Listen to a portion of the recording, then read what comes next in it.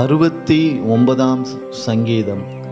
வெள்ளங்கள் என் ஆத்துமா மட்டும் பெருகி வருகிறது. தேவனே, என்னை இரட்சியும். வெள்ளங்கள் என் ஆத்துமா மட்டும் பெருகி வருகிறது. ஆழமான உளையில் அமிழ்ந்து இருக்கிறேன், நிற்க நிலையில்லை. நிலையாத ஜலத்தில் ஆழ்ந்திருக்கிறேன். வெள்ளங்கள் என் மேல் புரண்டு போகிறது. நான் கூப்பிடுகிறதினால் இளைத்தேன், என் தொண்டை வறண்டு போயிற்று.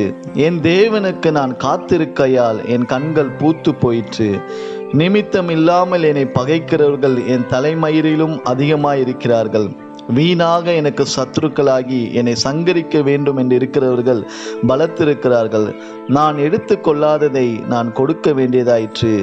தேவனே, நீர் என் புத்தியினத்தை அறிந்திருக்கிறீர். என் குற்றங்கள் உமக்கு மறைந்திருக்கவில்லை.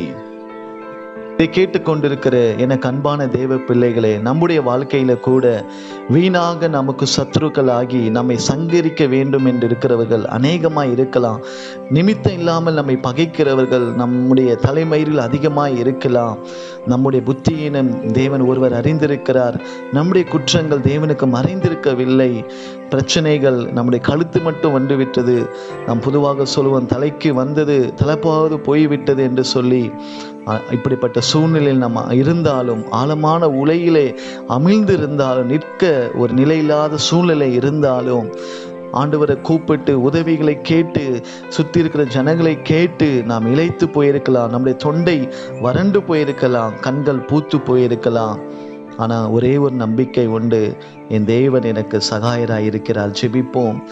தேவனே, என்னை ரட்சியும் என்று சொல்லி ஆண்டவரே உம்மை நோக்கி நாங்கள் பார்க்கிறோம். தகப்பனே, பிரச்சனைகள் ஆண்டவரே துதிக்கிறேன். எங்கள் கழுத்து மட்டும் முட்டுகிறதா இருந்தாலும், ஆண்டவரே தேவனுக்கு காத்திருந்து எங்கள் கண்கள் பூத்து போய் இருந்தாலும், நாங்கள் கூப்பிடுகிறதுனால் இளைத்து போய் இருந்தாலும், எங்கள் தொண்டை வறண்டு போய் இருந்தாலும், நிற்க நிலையில்லாமல் இருந்தாலும், என்னை அழைத்த தேவன் மீது நாங்கள் நம்பிக்கையாக இருப்போம். அப்பா, எங்களுக்கு சத்துருக்கள் அநேகர் எங்களை அழிக்க வேண்டும் என்று சொல்லி இருந்தாலும், எங்களை பகைக்கிறவர்கள் எங்கள் தலைமையில் அதிகமாக இருந்தாலும், அப்பா ஆண்டவரே, நீர் ஒருவரே எங்களை ரட்சிக்கிற தேவன், காப்பாற்றுகிற தேவன்.